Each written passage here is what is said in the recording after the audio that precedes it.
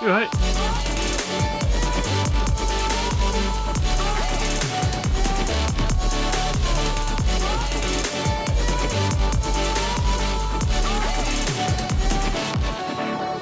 Hello, what is going on guys, it's Matt here, and this is a cosplay video. That's why I'm in my shed, and today I'm going to be showing you why you need to be plaster dipping your face shells.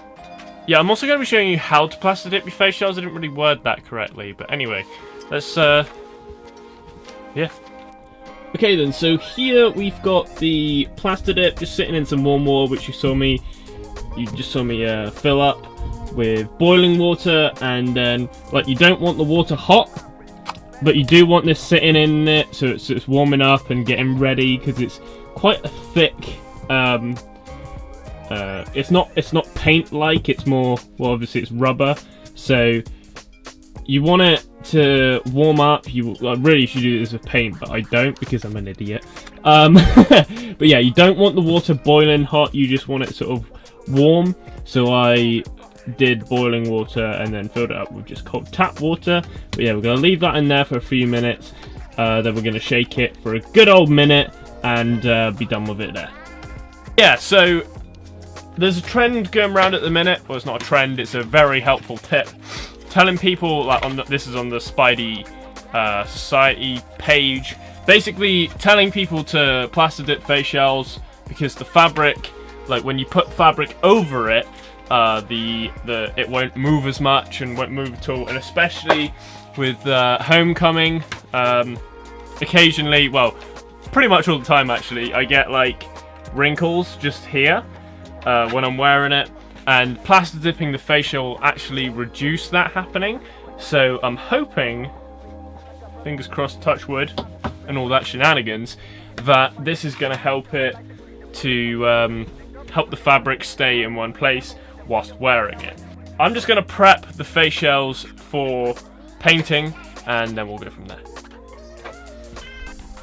Okay, cool. So with anything we do, you want to just sort of make sure that your work surface is clear, kind of ish. And then I'm going to use this sanding pad that I've had for a bit, and I'm just gonna lightly go over. It does have a textured surface to it, as you can see, but I am just gonna lightly go over it so the Plastidip has something else to grip onto. And I'm going to do that with both of them. I've sanded them both down, so there's now a bit of a roughness to them. There was always a roughness to them because of the texture. But I'm just making sure, like, I'm just brushing off all of the excess, because we don't really want that. Any of the residue, like you can see, all of the grey, powdery stuff, basically needs to come off. Yeah, I think it's at a good temperature now that we can shake it up for a couple minutes, and then we'll get on to painting. So yeah, you kind of want to feel that the can is room temperature if you're outside. Like, I mean, it's not exactly as cold as I thought it was out here, so I'm actually gonna take my coat off. I might put it back on in a minute, but for now I'm actually kind of warm, so I'm gonna just hang that up there. Look at that, it's my logo. My girlfriend did that for me a couple years ago.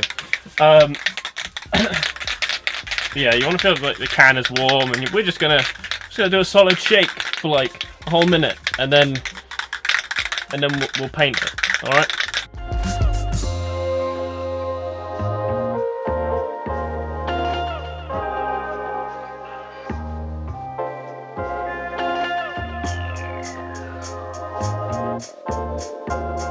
I had to flip over my board because I'd spilt water on it, and I don't really want that to mix with water. So, I mean, it's not gonna, because the water's not on the face shell, but just to be safe, I flipped it over anyway. So we're plaster dipping on the dry side of the board. Now I'm putting my gloves on because I don't want to get plaster dip all over my hands. This stuff is toxic, apparently. And then I've also got some cheap old respirator things here that people use for sanding and DIY. So I'm going to put one of these on because, again, it's not exactly something you want in your system. So I'm going to take all of the necessary precautions and I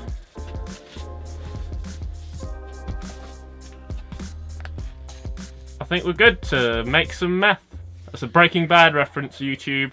I'm not a meth dealer or anything. Cool. Anyway, first things first, what we want to do is we want to turn it upside down and we just want to press that to clear the airway, even though we haven't used it before, just because that's what I saw on a YouTube tutorial, so I'm doing it as well. God blimey, I can already smell that. That stinks! Apparently you want it about, again, I'm just going from what I've learned from YouTube tutorials that I've seen, because I've never done this before. But apparently you want to be about 20 centimeters away, so I'm going to start there. And the coverage is quite a wide burst, as you'll probably see in a second. So we're just gonna go for it, I suppose. And I'm gonna hold it because I can. And yeah.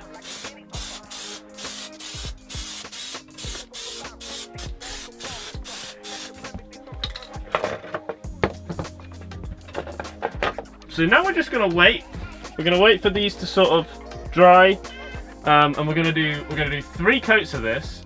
That was 3. That was just hidden by my other finger. There's 3. We're gonna do 3 coats of this, and that should be okay. But yeah, these are already looking completely different to how we started. They're looking shinier. I mean, these don't get seen anyway, so it doesn't exactly matter. But yeah, we're gonna go ahead and do 3 coats of this, and then that's it. Right, so I've just gone ahead and done my second coat. However, this is already looking pretty good. So I'm actually going to let these dry completely and then see what I feel like. Some areas are a little bit light, but that's just because that's how it is. Also, it's just started raining outside, so it's a good job that we didn't do this outside. I think we're all right though. I think we're going good. We're going strong, considering I've never done this before. Okay, so I've actually decided. I went away and made a cup of tea, waited for these to dry a bit. I've actually decided that I'm going to do one last thicker coat, and then I'm going to leave it. So, put gloves on.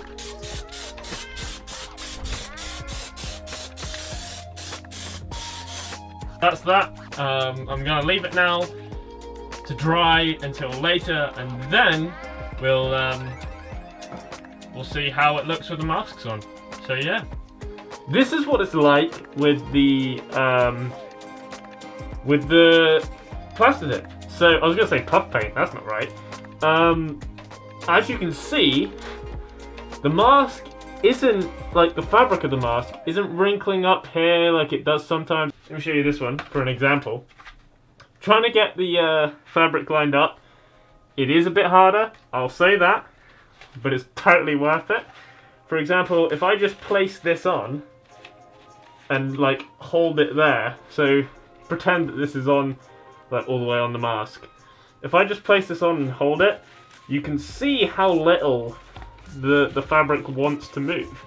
Like it's not like if I do that, I'm more likely to scrub the ink away from the I'm more likely to scrub the ink away from the actual fabric than I am to move the fabric.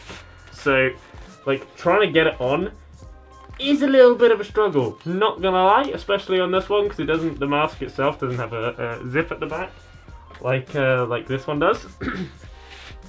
But have to say, pretty happy that I've done it, and I will be doing it to all my future face shells, that's for sure. The lenses sit nicely in there now. I mean, they sit nicely in there before, but you know, it is what it is. Like I say, I don't get wrinkles up here, and it looks looks pretty good now. I'm happy with what I've done. The only trouble I could potentially see is like this eye hole is a little bit too big, so that could be an issue in the future. But if the mask doesn't move, it shouldn't need to be an issue, you know? I don't have any bunching. Well, I do have a little bit of bunching up around here, but that's fine because the actual neck of the costume comes up to here, so it is what it is at the end of the day. But yeah, this has been my puff painting video. Oh, it's not puff painting, Matt. Jesus. This has been my Plastidiping video and showing you why you need to Plastidip your face shells and stuff like that. So yeah, whew. It's quite warm in here and it smells like puff paint. Not nice. I need to let it air out more, but I needed to record this video, so yeah. But yeah, thank you very much for watching this video, guys. I really hope it's been useful to you. Hope you take this. I hope you do it yourselves. If you're of a younger audience and you're at a younger age, please get somebody to help you do this. I don't want people getting hurt. I don't know how you get hurt from doing it, but I don't want younger people doing it by themselves, so make sure you've got an adult accompanying you whilst you're doing this. Every time. Spider friendly. And yeah, so thank you very much for watching. Hope you've enjoyed. Leave like if you like, comment what you thought. Comment any other tips you know that I might not know down below, and I'll take a look. And if you've got any questions, also comment them down below. I probably am not going to be going to MCM anymore, unfortunately, so that's a thing. However, I will be going to. I'll definitely be going to it next year. So, I'm not. It is what it is. Yeah, subscribe if you haven't already. Hit that bell so you're notified every time I upload a video. And I'll see you next time. Also, no, this facial doesn't actually. The jaw doesn't move. I just make sure that my jaw is like tight against the bottom of it. So it kind of looks like I'm moving my mouth, but really I'm not. So yeah, anyway, catch you later.